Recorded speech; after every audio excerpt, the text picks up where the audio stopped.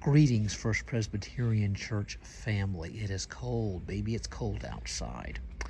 I am recording this message for February 2nd. I'm recording it actually on Tuesday, the end of January. And I am broadcasting from home. Been here working today, and based on the weather projection, I'll be working here tomorrow and probably Thursday. I think Friday the weather will be such that we can at least by mid-morning get out and about. Thursday is Groundhog Day.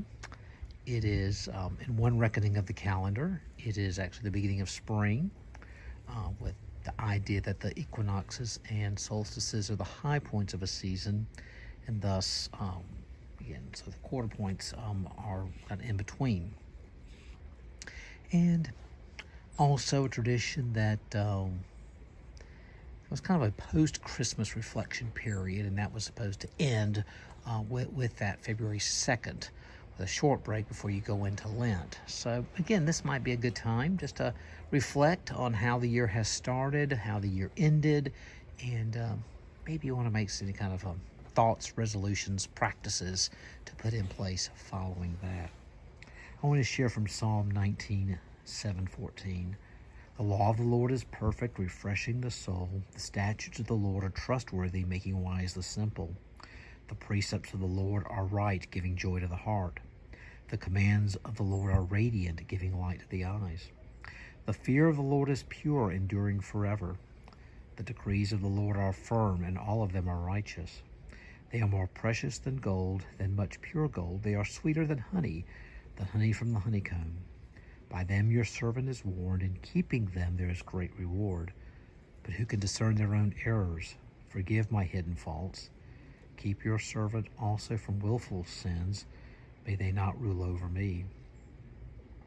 And then I will be blameless, innocent of great transgression. May the words of my mouth and this meditation of my heart be pleasing in your sight, O Lord, my rock and my redeemer. That verse 14 is often used as a prayer of illumination, for illumination in worship. And the Keller's right. Nature tells us about God's reality and power, but not about his saving grace. Only the Bible can enlighten the spiritually blind and refresh the soul. Since the Hebrew word for soul means one's psyche or self, the Bible has the power to show and restore your true identity. For the Bible to do all this, you must accept that it is perfectly true and trustworthy in all its parts. Then just don't study it, but let it search you. Finally, ask Jesus, the Word made flesh, to give you his Spirit in order to find him in the written Word. The result will be wisdom, joy, and sweetness. And the prayer that follows. Lord, I'm so grateful that you don't make us guess who you are, but you speak directly to us. But if the word is going to be sweet and life-giving to me, I must let it examine, search, and warn me. Help me to have the discipline and faith to let it do that in my life. Amen.